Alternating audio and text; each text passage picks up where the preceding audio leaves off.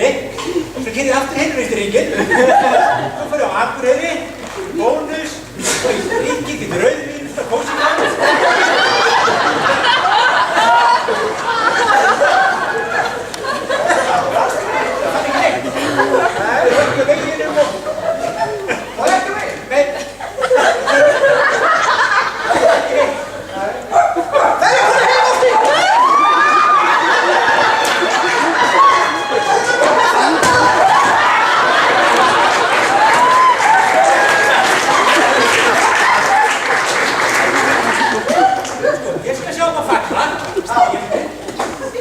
Og þú hefur með hestus að skíða.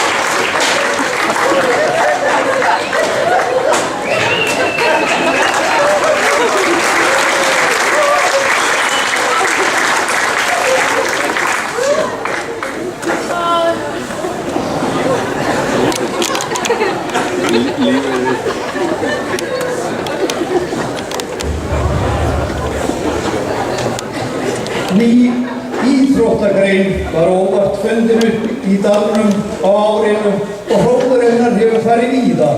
Ráðamenn landsmót tónmennafélaganna spurðust fyrir leikreglur og sýna því áhuga að taka upp keppni í hinni svartensku grein við grindakasti.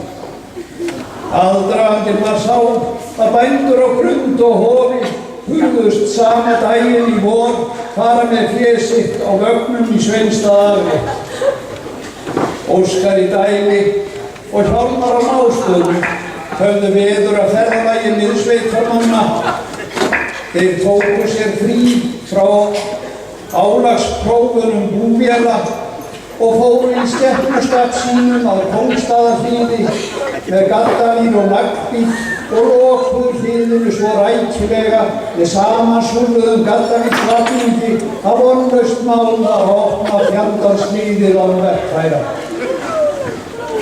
Árni Siggi á Hofi kom á undan grundarbændum að hlíðinu, hringdi góða stund við víraflækjuna og blóðgaði sig á báðum höndum. Allt kom fyrir ekki. Fram þá á bóndan Jötunmóður, hann reif hlíðið upp með rótum og hleypti því frá sér af slíku afli að af því hefur hvorki fundist framgöngu og þrátt fyrir víðtæka leit Skíðadal, langt til fjalla beggja vegna. Þetta flokkast því í bland sem íþróttaafrek og yfirnáttúrulegir viðburðir.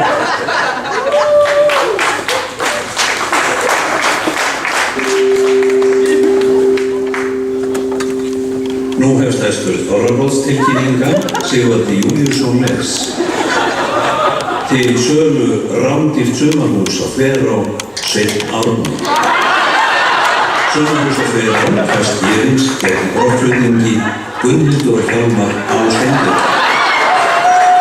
Óskum eftir geitum í Trögatafli, Ásdís og Katla Dögg að Hafsá. Ef auglýsingi hér á undan ber árangur, óskað eftir herbergi á leigu strax, skilvísum greiðslum heitið og himinhárri fyrirframgreiðslu, Trausti á Hafsá. Vantar kúgjart hey í skiptum fyrir hágjaða hestahey, Jóhanna og Óskar í Dæli. Óskar eftir ódýrri miðjuvél, Baddi á Brautarhóli. Tekami snjómokstur á heimreiðum Ingimar á Skeið. Bráð vantar töluvert stærri dráttarvél með innbyggðri vekjaraklukku, Sigvaldi í Hafsá. Ég bætti við nokkru nemendum á bremsunámskeið, Hjálmar á Mástöðum. Óskum ekki eftir tvöfaldri kattalúgu, Svabbi og Tíne í Syðra Garðsorfi. Óska eftir leiðbeiningum hvernig kanó á að snúa við notkun Ingimar á Skeiði. Á ört stækkandi sauðfjárbú í Svarfaðardal vantar öflugan starfsmann á álagstímum, Silvía á Ingólfi.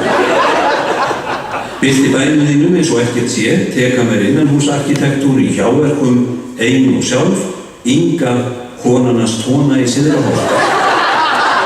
Óska eftir 50 lítra kaffivél til daglegra nota, Hanna á Hofi.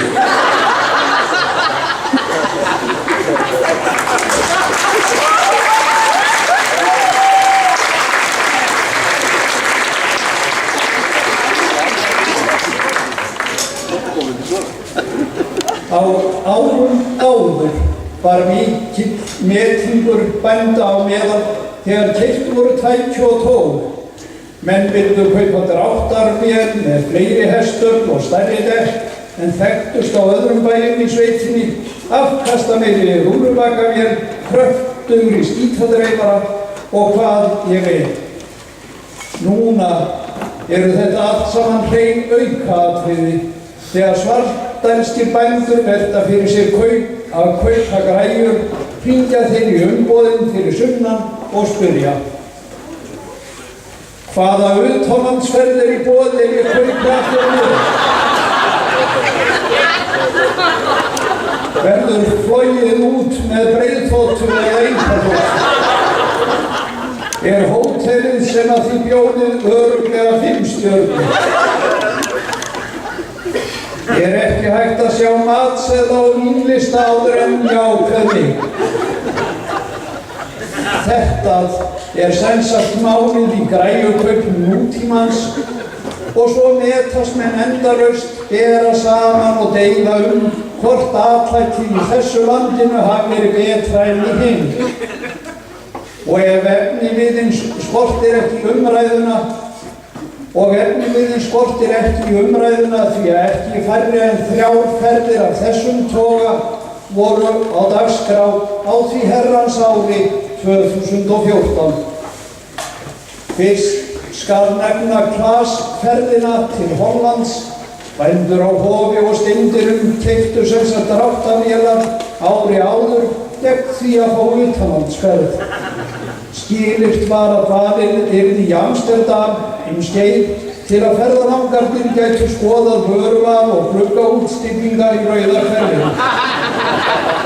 Það gekk eftir og hinum svartdælsku gestum fannst mikil koma til hugmyndaauðgi í markaðssetningu og varð hugsað til mjólkursamsvörunar heima. Að sjálfsögðu var staldrað við í krá í Rauðahverfinu þar sem hann með hassreykingalykt mengaði loftið og settist í flíkurnar.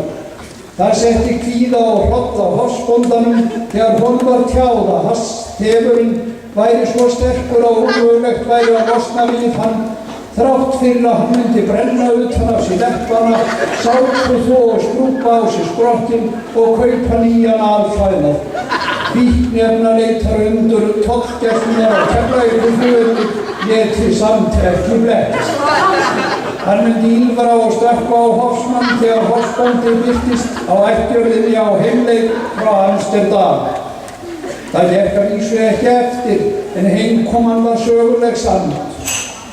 Árneysingi fékk kjötbein með tæjun gefins í eldhúsi hótelsins við brottkörpaðan og hann í buxnastrengnum innan undir stafnum þegar hann steig á land í Keflavík. Hann var allur á verði og skimaði vel í kringum sig með óttaglampa í augum. Slíkt háttarlag fer ekki fram hjá tollgæslunni. Þar hver einasti kjaftur þrautþjálfaður í að lesa úr svip grunsamlegra farþega. Árnasigga var kippt til hlíðar og heldur betur var tollheimtumaðurinn hróðugur þegar hann dorgaði upp úr vasa bóndans kjötbeinin sem tollgæslan hélt fyrst að væri kynlífshjálpartæki. Reyndust við röntgenmyndagreiningu ekki vera annað en nýlega nagaður lærleggur í stofnum.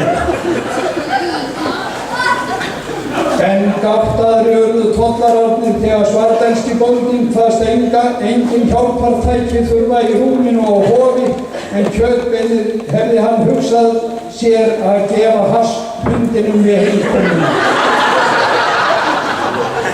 Tollgæslumönnum vöknaði hvarma. Slíkri hjartagæslu og hugum sirri hljóðarlega höfðu þeir aldrei kynnst og áttu samt sumir í 30 áratuga starfsferil að baki. Þeir gerðu að vísu beinið upptækt og hefðu getað lagt himinháar fjársektir á hofsbónda, jafnvel hneppt hann í varðhald fyrir að smygla fámeitum dýraríkjum inn í landið. Í stað þess föðmuðu tollarar Árnasigga að sér, báðu hann vel að lifa í hónarúmi sínu og utan þess og vonuðust til að sjá hann aftur í flugstöðinni sem allra fyrst. Hann ætti þó endilega að hafa meðferðist löglegt kjötbein frá hofi handa hasshundinn og þess vegna naut hann undir líka handa sjálfri tollgæslunni. Þetta var klasferðin. Í öðru lagi skal nefnt hér ferð á vegum græjuframleiðandans Pöttinger til Austurríkis. Sómahjónin á Melum, Steinunn og Sveinn fóru þangað ásamt Einari Dan á Hofsá og Gunnari á Göngustöðum, sem þá var ósýnilegur að mestu en varð síðar á árinu sýnilegur eins og greint verður frekar frá hér á eftir. Trausti á Hofsá hugðist reyndar nota farseðilinn en frú Ása sagði nei og bætti við. Ég fer, Einar Dan sem ölluræður á Hofsá-heimilinu sagði þá. Nei, hvorugt ykkur á skilið að fara, ég fer.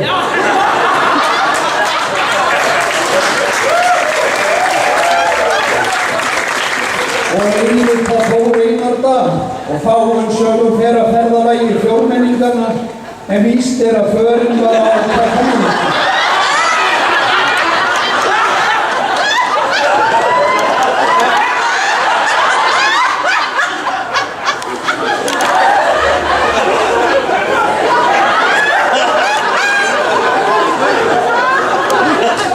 Nemahjón gættu ferðafélagana eins og sjáaldra augna sinna, sáum að þeir kæmu heim á skikkanlegum tíma, hjálpuðu þeim til konju, afklæddu þá fyrir svefninn ef þurfa þótti og fóru með kvöldbænir yfir þeim. Ferðin tók á og þreytumerkin eru augljós eins og sést hér á ljósmyndum sem náðust á vettvangi í Austurríki.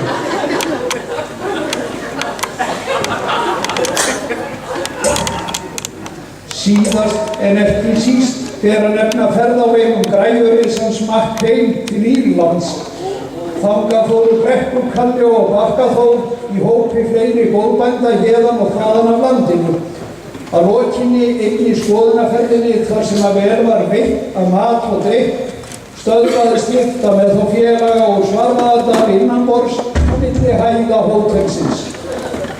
Þar þurftu þeir að dúsa í hátt í 1 klukkustund, neyðarástandi var lýst yfir á hótelinu og dreifað björgunarlið. Í lyftunni sjálfri var líka neyðarástand. Öldryggjan fyrir kvöldið sagði til sín með vaxandi tunga. Lyfturfangarnir voru aðfram komnir af handspreng, við kunnu ekki við að leiða út á sér og láta vaða. Við bregðum upp svipmynd úr írsku lyftunni.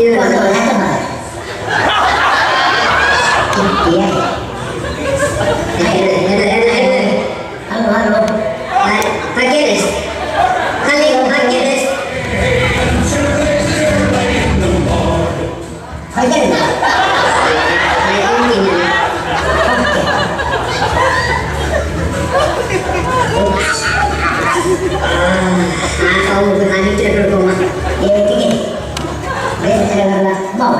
Lífkamast.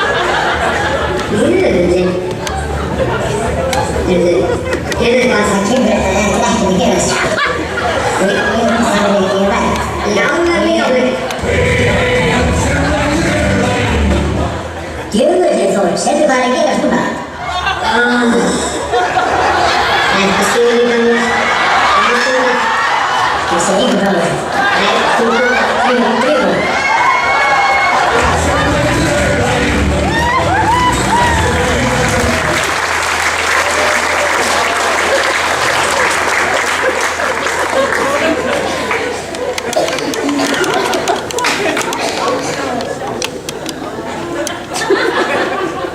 Botninn í útrásar króníku Svardalinga rekum við með dæmisjónum. Þau fóru í dýrustu utanlandsreisum sem umgetur í sveitinni með því að bregða sér til Danmerkur í byrjun heiskapa. Þar sóluðu þau sig og flatflöguðu á meðan grasið í Skíðadal spratt og spratt. Þegar þau komu heim höfðu stórbændur lokið heiskap og miðlungsbændur klárað fyrir sláttur. Úr sér sprotti vetrarfóðrið stendur undir væntingum í dæmi. Ánægðastur allra samt róbótinn. Hann hefur ekki frá upphafi verið jafn snöggur og nú að tukla mjólkina úr kúnum. Ragnar Stefánsson, gjarnan kenndur við jarðhræringar, hefur undanfarin ár gegnt embætti smalahunds fyrir Hjöramásinn á meðan Hjöri hundur í óskilum að mata vélum. En Ragnar mágur hundur í fjallskilum. Báðir sómast sér vel í hlutverkum sínum. Á dauða sínum átti byltingarmaðurinn úr fylkingunni von, en eftir því að eltast við kindur í hlíðum Svarfaðardals á efri árum lífskeiðisins. Hann hefur komist að því að sauðakinn Hjöra jafnvel enn erfiðara að smala en köttunum í vinstri grænum sem Jóhanna Sig var svo uppgefin á að hún hætti í pólitík og hvarf á yfirborði jarðar. En allra síst reiknaði Ragnar landskjálfti samt með því að gerast seint og síður blaðamaður á Morgunblaðinu sjálfri táknmynd stórauðveldsins í landinu. Hann fékk í haust mikinn og eðlislegan áhuga á að kynnast eldgosinu í Holuhrauni í Návígi og sótti ferðaheimild inn á gossvæðið í krafti fyrra starfs hjá Veðurstofunni. Hann kom allstaðar á lokuðum dyrum eða þar til að honum hugkvæmdist að leita á náðir Morgunblaðsins sem ljúflega gaf út skilríki handa honum og gerði að blaðamanni sínum í Holuhrauni og í Svarfaðardal. Og í því hlutverki komst byltingamaðurinn á gosstöðvarnar og síðan þá eru þeir orðnir keppinautar í fjölmiðlabransanum, hundur í fjárskilum og hundur í óskilum. Hjöri ritstjóri Norðurslóðar og Ragnar útibússtjóri Morgunblaðsins í Tjarnarsókn.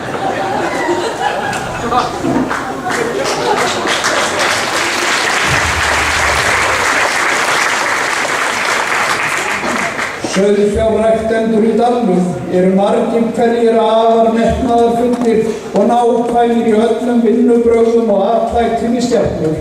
Það þarf til að dæmis sérstakt atlæti gagnvart sauðkindinni á þeim tíma árs þegar stuðla skal að því að hún fjölgi sér. Þar hefur tæknisæðing tekið gamanið af hrúthólmi í mörgum tilvikum. Í aðdraganda athafna frjótæknis þarf að svampa ernar til að stilla gangmál og sjálf sætingin skal eiga sér stað á nákvæmlega réttum tíma eftir að svampar eru fjarlægir. Þetta sumsé fróðleiksmóli fyrir þau ykkar í salnum sem fæðast viljanum tímpulda sauðfjár og sauðfjársæðinga. Fyrir jólin var mikil ótíð hér eins og allir muna og því hreint ekki sjálfgerið að frjótæknar kæmust á bæina á réttum tíma. Af þessu höfðu ræktendur miklar áhyggjur, reyndar svo miklar að fæstir festu svefn svo heitli gæti sólarhringum saman, einkum á Búrfelli og í Klaufabrekknakoti. Stressið var hins vegar lítið á Hofsá eins og fyrir daginn. Þar var svefning tekin út til fulls, enda stóð reyndar ekki yfirleitt til að slæða neinar æð þar á bæ. Einar Dan sem öllu ræður á Hofsárheimilinu heimtaði hins vegar að æðir yrðu sættar og byggði þar á þekkingu sinni í góð búfjárfræðum í Hvanneyraskóla. Valdar voru 16 æð til að taka við eðalsæði bestu kynbótahunda landsins, þær síðan svampaðar og með viðhöfn og svampar fjarlægðir nákvæmlega 58 klukkustundur áður en kæmi til kasta rabba frjótæknis. Fimmtudagurinn 18. desember klukkan 3 stingur enn upp hinn stóra stund þegar líf kviknaði í móðurlífi 16 sauðkinda á Hofsá. Hádegisbil fóru Ásdís og Einar Dan í fjárhúsin til undirbúnings athafnarinnar og kom þá að tveimur heimahútum innan verðandi úrvalsmæður í komu. Þeir voru sænir, brosandi til eyrna en þreyttir. Þeim hafði verið afskaplega vel tekið af heilum hópi kinda sem allar voru að ganga á sama tíma. Heimsókn Rabba var aflýst en nagandi hugsun hvílir enn yfir Hofsárheimilinu. Hjálpaði Trausti bóndi Hrúthólm yfir í króna svo lítið var á. Hann hafði áður í heyranda hljóði vorkennt hánum fyrir að missa af náttúrulegu samneyti við partíu.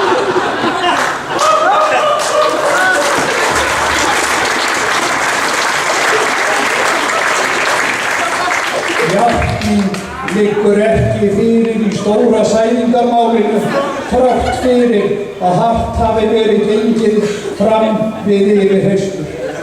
Ásdís kvartar en kindurnar ekki.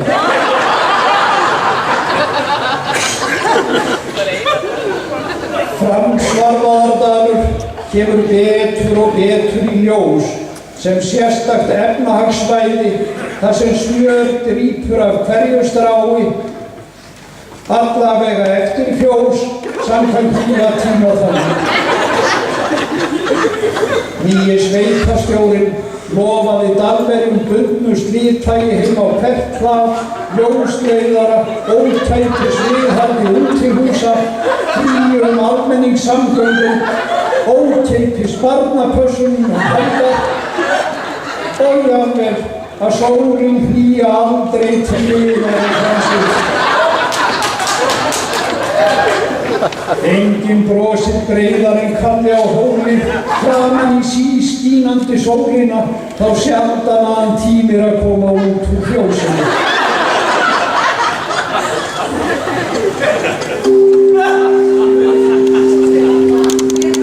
Nú hefst lestur Þorrablótstilkynninga Sigvaldi Júlíusson les. Tapa fundið brækur í óskilum torsbændur. Vantar nauðsynlega ballest og nýtt útvarp í bát, frissi í Laugagerði. Óskum eftir fleiri lögbundnum hvíldardögum, Miriam á Skeiði og Anna Dóra á Klænsóli. Verð á ferð og flugi í allan vetur, Tóni, maðurinn hennar Ingu í Syðra-Hálsi. Óskum eftir bótavél með fleiri gírum, Gunnar og Guðrún á Búrfelli. Alltaf til í hestakaup, Svabbi í Syðra-Garðskóla. Teka mér að plæja niður ljósleiðara með Mannlausum Ferguson, Gulli í Klaufabrekknakoti. Vandarmokstur á heimreiðina frá Hreiðarstöðum, alla leið í Kot, Anna-Lísa og Mangi. Flýt allt milli hímis og jarðar, til himins og aftur til jarðar, því að skipta einar á urðum. Óskum eftir vatni í Sundskálan má vera notað Sölvi á Hreiðarstöðum og Kristján á Tjörn. Vanda Sólveigu í öllum stærðum og gerðum íbúar í Framdalnum. Tökum á okkur að leita eftirlegu kinda öll fjöll, vant fólk og lífsreynd, Silvía, Guðrún og Gunnar. Vant að síða Hárkollusi fyrst, Gunnar á göngustöðum. Hver vegur ræman heima bæ í fínutögurnar, geri heimreiðurnar ykkar tvíbreiðar á auga bragði, þrautreyndur maður vinnur verkið, Gunnsteinn Ánsson.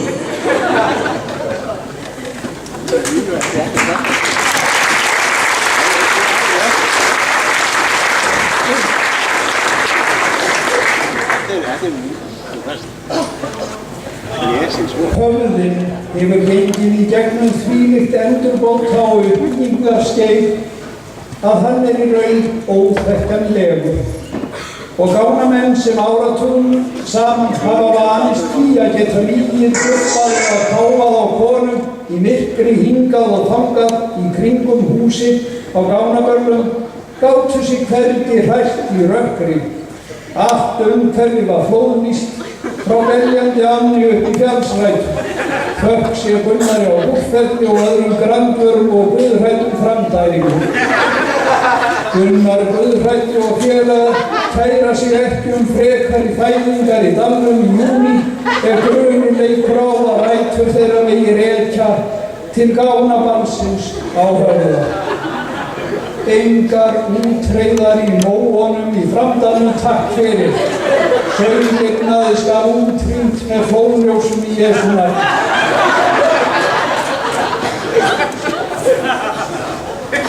Gunnar bóndi á göngustöðum var sýnilegur seint á síðasta ári með ófyrirsjáanlegum afleiðingum. Hann hafði langt skeið gengið með villt og úr sér sprottið hár og skegg og það svo mjög að flestir í dalnum höfðu gleymt því hvernig maðurinn leit út í raun og veru.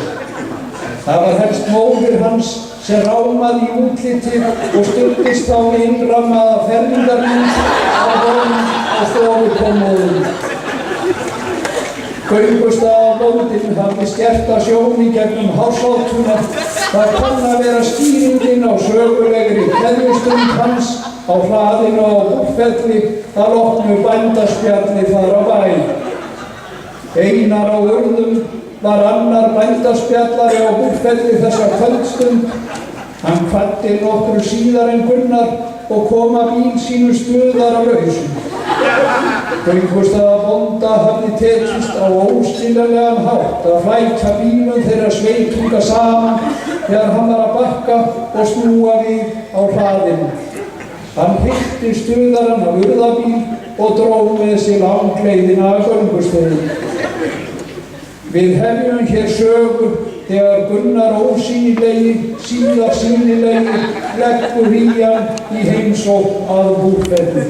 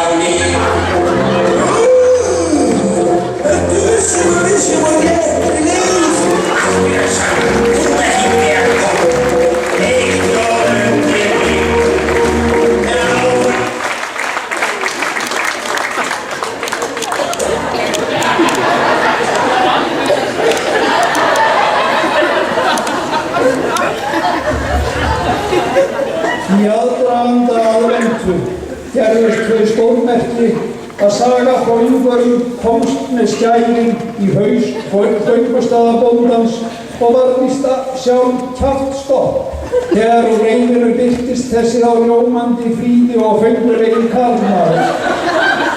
Svo var fleiri. Ólofaðar konur hafa víst upp til hópa berið með í hnjánum síðan þá og sumar héldu meira að segja að Gunnar væri nýbúi í dalnum. Aðfluttur til búsettu á Göngustöðum í stað hárprúða bóndans sem hvarf sporlaust við heimsókn til sögu með skærin. Nú eru góð ráð dýr á Göngustöðum, Gunnar